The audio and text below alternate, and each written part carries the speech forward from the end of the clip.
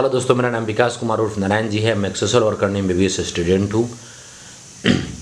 आज हम लोग बात करेंगे अल्फा ब्लॉकर का यूज़ का, therapeutic use of alpha blocker, importance adverse effect क्या है उसका अल्फा ब्लॉकर का, प्रिकॉशन क्या क्या लेंगे अल्फा ब्लॉकर का। ठीक है, तो देखिए, enumerate the therapeutic use of alpha blocker, describe the important adverse effect of and precaution while using alpha blocker. क्या प्रिकॉशन लेंगे जब अल्फा ब्लॉकर यूज़ करेंगे। ठीक है, ये शॉर्ट नोट्स कहने का है लेकिन है लंबा, थोड़ा देख लीजिए। थेरेप्टिक यूज़ क्या क्या है अल्फा ब्लॉकर का।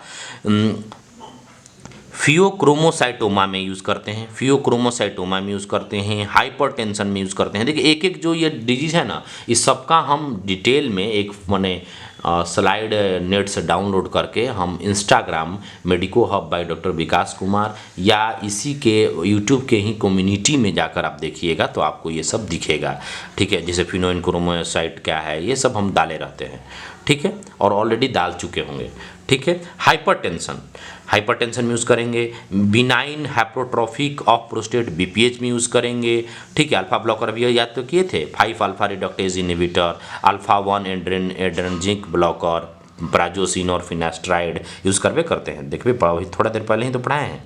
एंड सेकेंडरी शॉक में यूज़ करते हैं, पेरीफेरल वैस्कुलर डिजीज़ में यूज़ करते हैं, कंजक्टिव हार्ट फेलियर सीएचएफ में यूज़ करते हैं, पैपाविरन और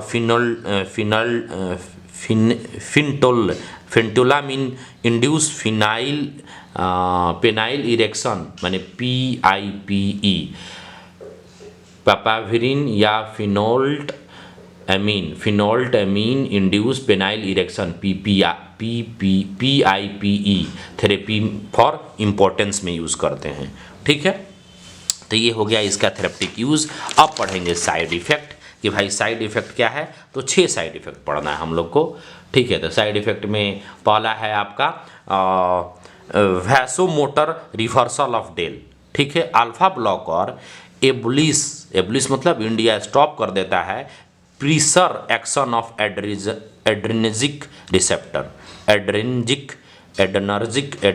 रिसेप्टर का जो अल्फा ब्लॉकर क्या कर देता है, एक्शन को स्टॉप कर देता है, एबुलाइज कर देता है। ठीक है, which then produce only fall in BP due to beta 2 mediated vasodilation. ठीक है, और वो क्या कर देता है, only fall in BP due to beta 2 mediated vasodilation के कारण इसका बीपी लो हो जाता है। ठीक है, reflex ट्रैकिकार्डिया occur due to fall in mean arterial pressure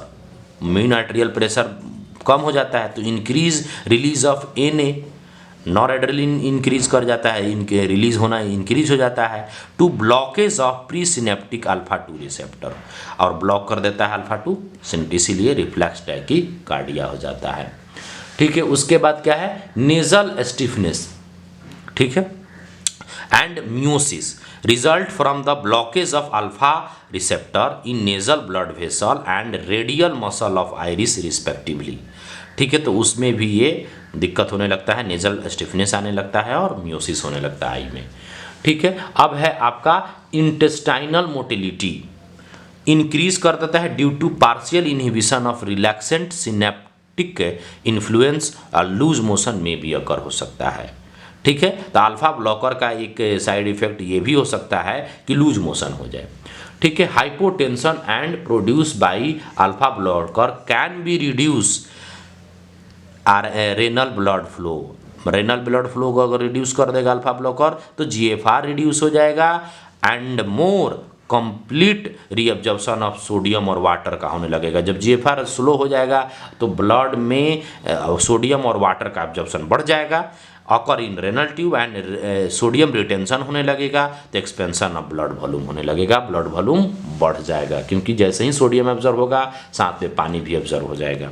and contraction of vast difference.